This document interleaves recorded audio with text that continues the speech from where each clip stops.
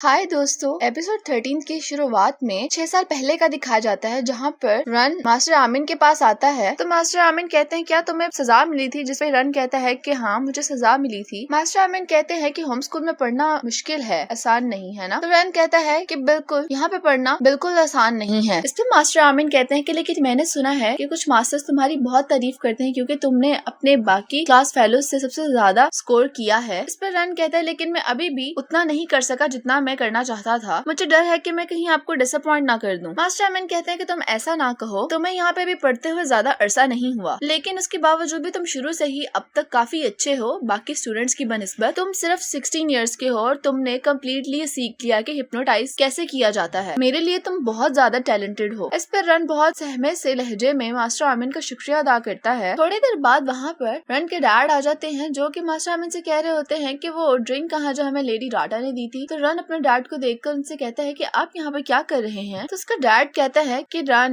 मैं इस जगह का मालिक हूँ, अगर मैं यहाँ नहीं हूँगा तो फिर मैं कहाँ हूँगा। और कहते हैं कि जैसे कि मैं तुम्हारा सौतेला बाप हूँ तो उसके नाते तुम्हें मेरी बात माननी होगी, और यहाँ पर जो लड़का जीरो है तुम्हें उसके साथ भी दोस्ती करने की जल्द से जल्द कोशिश करनी होगी, क्योंकि वो लेडी राटा का बेटा है, तो उस खानदान के पास बहुत पैसा है। इस पर रन कहता है ये बहुत मुश्किल है क्योंकि जीरो मुझे बिल्कुल पसंद नहीं करता। इसका डैड इस बात से मजीद होते हैं कि ये उससे दोस्ती करो और कहते हैं कि इसमें क्या मुश्किल है, वो एक अमीर लड़का है और तुम उसे स्पॉइल करो, उसकी देखभाल करो, उसके आगे पीछे फिरो, वो कैसे नहीं तुमसे दोस्ती करेगा। मास्टर आमिन कहते हैं कि तुम फिक्र मत करो, हमारे होम स्कूल का एक ये भी रूल है कि तमाम स्टूडेंट्स को एक दूसरे से प्यार मोहब्बत से रहना होता है। इसके डैड कहते हैं कि मैं जो तुम्हारे रूल्स की कोई परवाह नहीं है, बस मुझे इससे मुनाफा होना चाहिए। फिर इसके बाद वो दोबारा अपना पहला सवाल दोहराते हैं कि जो लेडी राटा ने हमें वाइन दी थी वो कहाँ पे है। मास्टर आमिन कहते हैं कि मेरा डर है कि होम स्कूल में इस तरह वाइन रखना सही नहीं। इस पे रन के डैड कहते हैं कि मैं इस जगह का मालिक हूँ, ये मेरा घर है, मैं यहीं रहता हूँ और मुझे हर किस्म का ये राइट है कि मैं यहाँ पे जो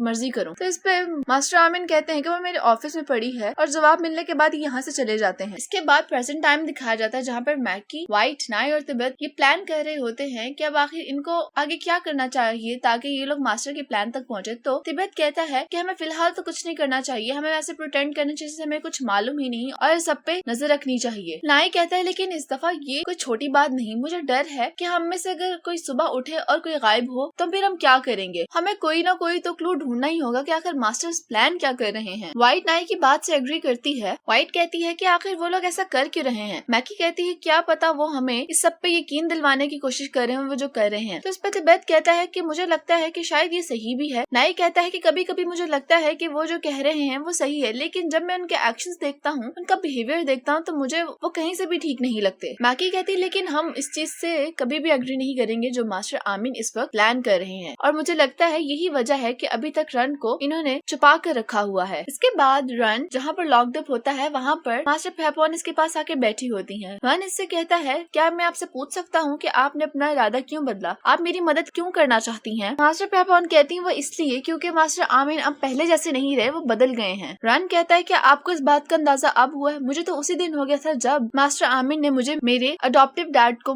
कत्ल करने के लिए कहा था। इससे मास्टर पेपॉन इसके डैड का नाम लेते हुए कहती हैं कि वो यही डिजर्व करते थे। रन कहता है कि मेरे डैड जितने मर्जी ही बुरे इंसान क्यों नहीं थे, लेकिन किसी को मारना मसले का हल नहीं होता, और ऐसा मुझसे मास्टर आमिन कहा करते थे, मुझे नहीं मालूम कि अब उन्हें क्या हो गया है। मास्टर पेपॉन कहती क्या ये सब कुछ तुम्हें मास्टर आमिन ने कहा था। तो रन कहता है कि हाँ, जब मैं यहाँ पे पढ़ा करता था और मेरे दोस्त मुझे बुली किया करते थे तो ये सब कुछ मुझे मास्टर आमिन ने कहा था। मास्टर पेपॉन कहती है तो फिर मास्टर आमिन इतना कैसे बदल सकते हैं। रन कहता है शायद ये सब अब उनकी बदला लेने की ख्वाहिश हो जो वो इस तरह कर रहे हैं। इसके बाद रात में व्हाइट शावर लेकर अपने रूम में वापस जा रही होती है तो इसे ऐसा लगता है कि कोई इसका पीछा कर रहा है। ये बहुत ज्यादा सावधान हो जाती है और बार बार अश्योर करती है अपने दोस्तों का नाम लेके कि कहीं वो तो नहीं, लेकिन कोई भी जवाब नहीं देता। ये थोड़ा आगे आने पर दोबारा पीछे मुड़ के देखती है, इसे फिर ऐसा लगता है जैसे इसका कोई पीछा कर रहा हो। ये कहती है जो भी है सामने आए, नहीं तो मैं तुम्हारा बुरा हश्र कर दूंगी। तो तभी वहाँ से नाई सामने आ जाता है तो उसको देख के इसकी जान में जान आती है और इससे पूछती है कि तुम आखिर यहाँ पे क्या कर रहे हो। वो कहता है कि मैं तुम्हारे लिए फिक्रमंद हूँ। व्हाइट कहती है कि तुम मेरे लिए फिक्रमंद क्यों हो। तो उस पर नाई कहता है कि मुझे डर है कि कहीं तुम भी गायब ना हो जाओ। व्हाइट हल्का सा मुस्कुराती है और कहती है तो क्या तुम सिर्फ इस बात पे परेशान हो। नाई कहता है कि मैं तुम्हारी हिफाजत नहीं कर सकता, वो सिर्फ इसलिए क्योंकि मुझे डर है कि मास्टर्स मुझे पकड़ लेंगे, नहीं तो मैं ऐसा जरूर करता। तो इस पे व्हाइट कहती है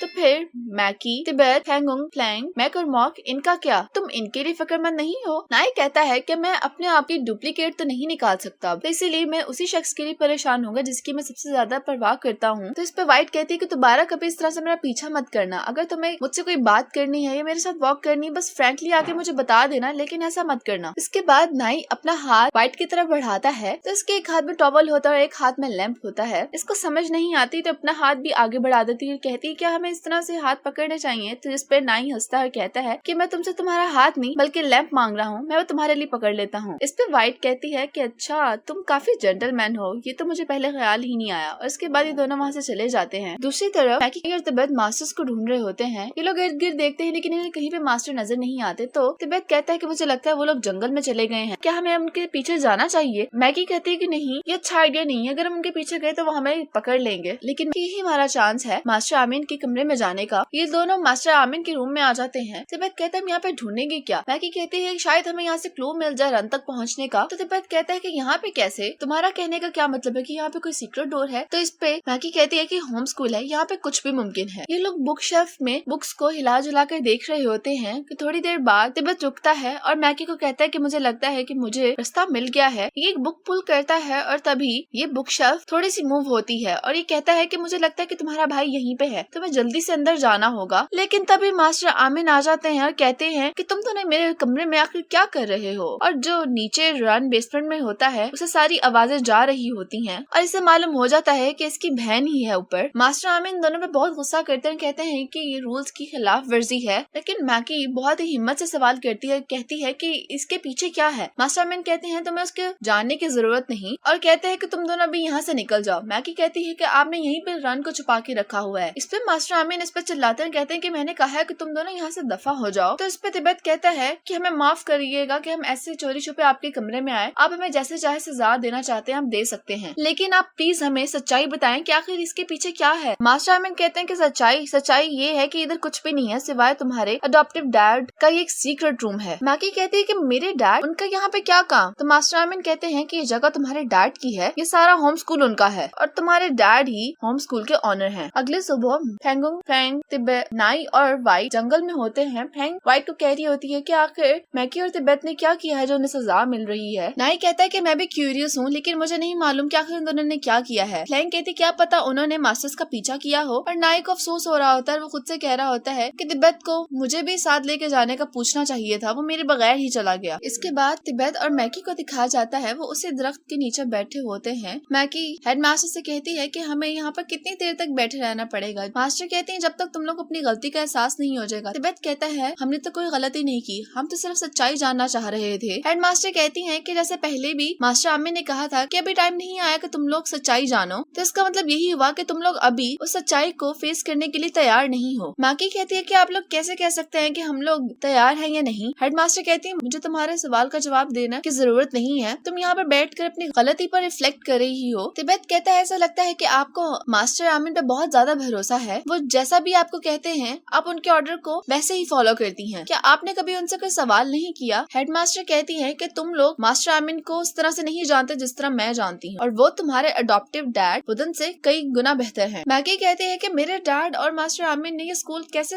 एक साथ मिलकर शुरू कर दिया। दूसरी तरफ मास्टर आमिर को दिखाया जाता है जो मास्टर पेपॉन से बात कर रहे होते हैं, कहते हैं कि स्टूडेंट्स कब तक तैयार हो जाएंगे कि हम अपना प्रोजेक्ट आर शुरू कर सके। मास्टर पेपॉन कहते हैं कि मुझे लगता है कि अभी भी वक्त नहीं आया, हमें सबको रोक देना चाहिए। मास्टर आमिर कहते हैं कि हमें ये क्यों रोकना चाहिए। मास्टर पेपॉन कहती हैं कि यही बदला लेने का बेहतर तरीका है। मास्टर आमिर कहते हैं कि मुझे कोई दूसरा बेहतर तरीका नहीं चाहिए, मुझे इसी तरह बदला लेना है और इन तमाम स्टूडेंट्स के दिमागों में एक बात डालनी है ताकि ये दोबारा ना हो। मास्टर पेपॉन कहती हैं क्या आपको अभी भी याद है कि कैसे होम स्कूल की शुरुआत हुई थी। मास्टर आमिर कहते हैं कि तुम जो भी कहो लेकिन हर चीज को तैयार रखो, चाहे जो मर्जी हो जाए, प्रोजेक्ट आर तो मुकम्मल होके ही रहेगा। मास्टर पेपॉन के जाने के बाद मास्टर आमिर अपने कमरे से ही नीचे रन के पास चले जाते हैं। रन मास्टर आमिर से कहता है क्या अब आप नई गेम शुरू करने वाले हैं, पर मुझे यकीन है कि आप मुझे ये गेम ज्वाइन नहीं करने देंगे। मास्टर आमिर कहते हैं कि ये एक रिग्रेट है, मैं तुम्हें ये गेम तुम्हारी बहन के साथ खेलता देखना चाहता हूँ। रन कहता है कि हम इस पॉइंट पे कैसे पहुँचेंगे, ये वो पॉइंट है जहाँ हम दोनों एक दूसरे का कत्ल भी कर सकते हैं। मास्टर आमिर कहते हैं क्या तुम्हें मालूम है होम स्कूल कैसे शुरू हुआ। रन कहता है कि मुझे लगता है इस स्कूल की शुरुआत इसलिए हुई थी क्योंकि आप मेरे अडॉप्टिव डैड से बदला लेना चाहते थे। मास्टर आमिर कहते हैं कि नहीं, ये बिल्कुल गलत है, होम स्कूल की बुनियाद प्यार पे रखी गई थी। मास्टर आमिर कहते हैं जब कि मैं और तुम एक दूसरे के दुश्मन ऑर्फन बन ही चुके हैं, तो मैं तुम्हें होम स्कूल की शुरुआत के बारे में बताता हूँ। ये इस कमरे में शुरू हुआ था जहाँ मैं और तुम बैठे हैं। इसके बाद पास्ट का टाइम दिखाया जाता है 1980 का। होम स्कूल को ही दिखाया जाता है। वहाँ पर काफी सारे छोटे बच्चे पूरे स्कूल में खेल रहे होते हैं और इसके साथ साथ मास्टर आमिन रन को सारी कहानी भी बता रहे होते हैं। लॉबी से चलता हुआ एक आदमी एक कमरे की तरफ आ रहा होता है और पीछे मास्टर आमिन रन को बता रहे होते हैं कि जिस कमरे में तुम अभी बैठे हुए हो ये बहुत दिन तुम्हारे अडॉप्टिव डैड का शेल्टर रूम था। जब उसे कोई मास्टर हर्ट किया करता था तो वो इस कमरे में आकर छुप जाया करता था और जो आदमी इस कमरे में होता है वो उसी सीक्रेट रूम में जब जाता है तो वहाँ से एक लड़का निकल के आता है और कहता है कि तुम्हें इतनी देर कैसे होगी आने से। उसके मुंह पे चोट के निशानात भी होते हैं और वो इस एनिक वाले लड़के से कहता है क्या मेरे डैड यहाँ से जा चुके हैं। तो एनिक वाला लड़का उससे कहता है कि वो यहाँ से थोड़ी देर पहले ही गए हैं। जो लड़का सीक्रेट रूम से निकला होता है वो दूसरे लड़के को कहता है कि तुम इसके बारे में किसी से कुछ नहीं कहोगे। अगर किसी को भी इस बात के बारे में मालूम हुआ तो तुम अपने आप को जिंदा मत समझना। और वो एनिक वाला लड़का इसका नाम लेके इसको कहता है कि ठीक है। और ये ही जो सीक्रेट रूम से निकला होता है वही बोर्डिन यानी मैकी और रन का अडॉप्टिव डैड होता है। तो जब पीछे इसके लड़का खड़ा होता है वो कहता है कि मैं तो सिर्फ एक यतीम हूँ जिसको आपने यहाँ पे रहने के लिए जगह दी हुई है। बोर्डिन उससे कहता है कि बिल्कुल ठीक, तुमने बिल्कुल सही कहा, तुम मुझे सर्व ही कर रहे हो। बोर्डिन दूसरे लड़के से कहता है कि जब मेरे डैड मरेंगे तो इस घर में हर एक चीज जो है वो मेरी हो जाएगी। अगर तुम मुझे अच्छे से ट्रीट करोगे तो मैं तुम्हारी अच्छी टेक केयर करूंगा, अपने डैड से भी बढ़कर तुम्हारा ख्याल रखूंगा। बोर्डिन इससे कहता है कि तुम्हें अपने से जो सुपीरियर हैं उनको स्पॉइल करना चाहिए, उनकी आवभगत करनी चाहिए ताकि वो तुम्हारा अच्छी तरह ख्याल रखें। लेकिन तुम मेरे डैड को देखो, वो क्या कर रहे हैं, वो यहाँ पर जितने भी ऑर्फन्स हैं उनका ख्याल रख रहे हैं, उनकी आदतें बिगाड़ रहे हैं, लेकिन वो मुझे हर वक्त मारते रहते हैं। मास्टर आमिन रन को बता रहे होते हैं कि देखने में तो बुडिन ऐसे होता था जैसे वो बहुत रहम के काबिल है, लेकिन हकीकत में बुडिन उसी तरह ब्रूटल था जिस तरह के मास्टर या उसके डैड का रवैया उसके साथ था। और एक दिन बुडिन वहाँ पर रहने वाले ऑर्फन बच्चों के साथ बहुत ज्यादा बुरा सलूक कर रहा होता है, उन्हें किसी बात पर मार रहा होता है और पीछे वो दूसरा लड़का खड़ा सिर्फ देख रहा होता है। वो कुछ नहीं कर सकता क्योंकि वो मजबूर था। फिर इसके बाद एक रात उसी लाइब्रेरी में जहाँ पर अक्सर व्हाइट नाइट मैकी और तिब्बत आके पढ़ा करते हैं, वहाँ पर वो लड़का बैठकर किताब पढ़ा होता है। तो बुडिन इसके पास आता है, कहता है कि तुम तो पहले ग्रेजुएट हो चुकी, तुम अब क्या पढ़ रहे हो। तो वो लड़का कहता है मेरी पढ़ाई खत्म हो गई, इसका मतलब ये नहीं कि मैं किताबें नहीं पढ़ सकता, किताबों से हमें बहुत ज्यादा नॉलेज मिलता है। तो वो उसकी जब किताब पकड़ के देखता है तो वो किताब ह्यूमन साइकोलॉजी और हिप्नोसिस की होती है। बुडिन कहता है कि तुम ये किताब क्यों पढ़ रहे हो, ताकि तुम और स्मार्ट हो सको। आखिर में तो तुम्हें मुझे ही सर्व करना है, इसके बजाय तुम्हें मेरी आवभगत करनी चाहिए, तुम्हें मेरी परवाह करनी चाहिए। तो ये उठकर खड़ा होता है, उसके कंधे दुबाने लग जाता है। बुडिन बार बार इसको इस बात का एहसास दिला रहा होता है कि जो यहाँ पे रह रहा है, खा रहा है, पी रहा है, वो इसके ही दम से है, तो इसके लिए उसको इसकी खिदमत करनी ही पड़ेगी। और इसके बाद मास्टर आमिन बताते हैं कि वो लड़का मैं था और उस वक्त पे मैं उसका दोस्त और सर्वेंट दोनों ही हुआ करता था। फिर इसके 2 साल बाद का दिखाया जाता है जहाँ पर मास्टर आमिन ग्राउंड में बैठी एक लड़की और उसके इर्द गिर्द चंद बच्चों को देख रहा होता है। वो उन बच्चों के साथ बहुत अच्छे से बिहेव कर रही होती है और ये इनको देख के खुश हो रहा होता है। थोड़ी देर बाद वहाँ पर बुडिन आ जाता है और मास्टर आमिन को अपने पास बुला के कहता है कि तुम यहाँ पर आओ और इनसे मिलो, ये पिन्या है मेरी फियांसे और अब से तुम्हें इनका भी ख्याल रखना होगा। मास्टर आमिन रन को बता रहे होते हैं कि पिन्या सोशल डिस्पैरिटी का शिकार थी, उसके घर वालों ने जबरदस्ती उसकी शादी का फैसला किया था और उसके बदले में उन्हें इस शादी से बहुत ज्यादा पैसे मिलने वाले थे। फिर इसके बाद बुडिन और पिन्या की शादी हो जाती है, लेकिन बुडिन का अपनी बीवी के साथ रवैया बिल्कुल भी अच्छा नहीं होता। एक दिन वो दोनों किसी बात पर बहस कर रहे होते हैं और बहस करते करते ये दोनों सीढ़ियों में आ जाते हैं। पिन्या अपने हस्बैंड को कह रही होती कि मुझे तुमसे बात नहीं करनी, मुझे तुम बस जाने दो, लेकिन वो उसको जाने नहीं दे रहा होता और कहता है कि तुम्हें मेरी बात सुननी होगी। बुडिन ने इसको काफी मजबूती से पकड़ा होता है जिसकी वजह से उसकी कलाई में दर्द हो रही होती है, तो उसे छुड़वाने के लिए धक्का देती है जिसकी वजह से बुडिन को लग जाती है और इससे बर्दाश्त नहीं होता है तो अपनी बीवी को मारने लग जाता है और इस तरह लड़ते लड़ते वो सीढ़ियों से नीचे गिर जाती है। पिन्या एक्सपेक्ट कर रही थी और सीढ़ियों से गिरने की वजह से उसकी तबीयत बहुत ज्यादा खराब हो जाती है। मास्टर आमिन ये सब कुछ देख लेते हैं और ये सब देखते हुए फौरी तौर पर इनके पास आते हैं, लेकिन तब तक बहुत देर हो चुकी थी। फिर इसके कुछ टाइम बाद दिखाया जाता है कि पिन्या थोड़ी सी नॉर्मल हो जाती है, वो बाहर गार्डन में बैठकर बच्चों को खेलते हुए देख रही होती है। मास्टर आमिन इसके पास आते हैं, कहते हैं कि अगर तुम यहाँ से जाना चाहती हो तो मैं तुम्हारी मदद कर सकता हूँ। पिन्या कहती है कि मैं यहाँ से कहीं नहीं जाना चाहती, ये एक वो वाहिद जगह है जहाँ पे रहते हुए मुझे माँ होने का एहसास होता है। इसके कुछ देर बाद पिन्या मास्टर आमिन से कहती है कि मैं चाहती हूँ कि ये जगह एक ऑर्फनेज होम से एक स्कूल बन जाए। वो तमाम बच्चे जिनको अकेला छोड़ दिया जाता है जिनके ना माँ बाप होते हैं ना बहन भाई, उन्हें यहाँ पर प्यार से रखा जाए और अच्छी तालीम दी जाए और यहाँ पर उनको हिफाजत के साथ रखा जाए ताकि उन्हें कोई दूसरा तकलीफ ना दे सके। और मैं इस जगह को नाम दूंगी होम स्कूल का, एक ऐसा स्कूल जो कि घर जैसा भी लगे। मास्टर आमिन कहते हैं कि मैं आपकी मदद करूंगा, जो आप कह रही हैं हम उसको वैसा बना सकते हैं। कन्या बात करते करते चकराने लग जाती है तो मास्टर आमिन कहते हैं कि आपको क्या हुआ, तो कहती हैं कि कुछ नहीं, बस हल्की सी सर में दर्द है। लेकिन जैसे ही उठ के खड़ी होती हैं तो बेहोश होकर जमीन पर गिर जाती हैं। उस वक्त तो कन्या को होश आ जाता है, लेकिन कुछ दिनों बाद उसकी डेथ हो जाती है। मास्टर आमिन रन को ये कह रहे होते हैं कि मैं उस दुनिया से नाराज हूँ जिसने माशरे को गरीबों पर जबरदस्ती और अजियत देने के लिए डिजाइन किया है और खुद वो तबाही की तरफ जा रहे हैं। लेकिन मुझे जिससे सबसे ज्यादा नफरत थी वो उनसे थी जो अपने फैमिली मेंबर्स को हर्ट करते थे। और इस तरह से होम स्कूल स्टार्ट हुआ था। फिर इसके बाद 1991 का टाइम दिखाया जाता है। बुदन आमिन को बुलाता है, कहता है कि मुझे तुमसे कुछ बात करनी है। कहता है कि मैं इस घर को बेच रहा हूँ। आमिन इससे कहता है कि लेकिन मास्टर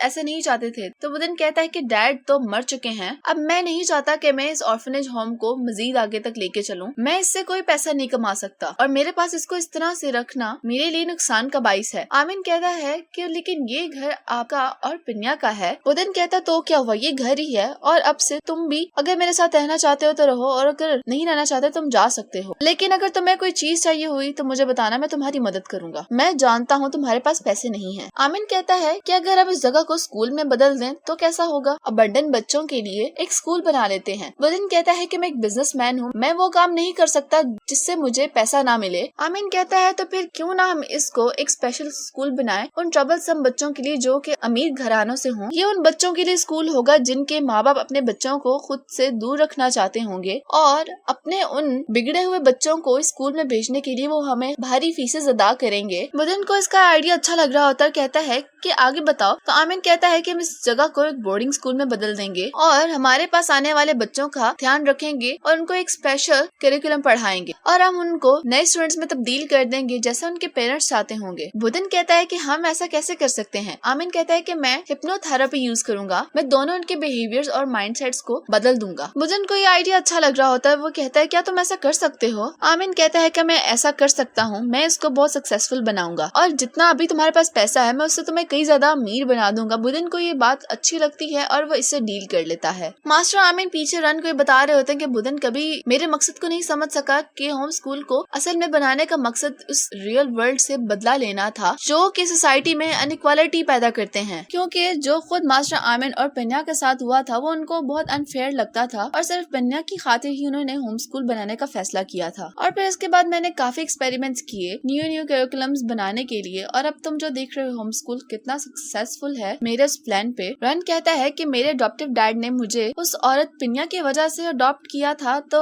मास्टर आमिन कहते हैं नहीं, अगर वो ये सोचकर तुम दोनों को अडॉप्ट करता तो वो कभी भी तुम्हें तुम्हारी सिस्टर को हर्ट ना करता। मास्टर आमिन कहते हैं कि बुदन ने तुम्हें और तुम्हारी बहन को सिर्फ एक मकसद की खातिर गोद लिया था। रन की आंखों में आंसू आ जाते हैं। वो कहता है तो क्या सिर्फ डैड मुझे इसीलिए कत्ल करना चाहते थे। रन रोता रोता मास्टर आमिन से कहता है कि ये आपने ही मुझे बताया था कि अगर हम बुराई का बदला बुराई से लेंगे और वायलेंस का बदला वायलेंस से लेंगे तो एंड पे हम एक बीस्ट बन जाएंगे। मास्टर आमिन कहते हैं कि जब से मुझे ये पता लगा है कि मैं मरने वाला हूँ तो मेरी सोच बदल गई। और इसी के साथ एपिसोड 13 खत्म हो जाती है।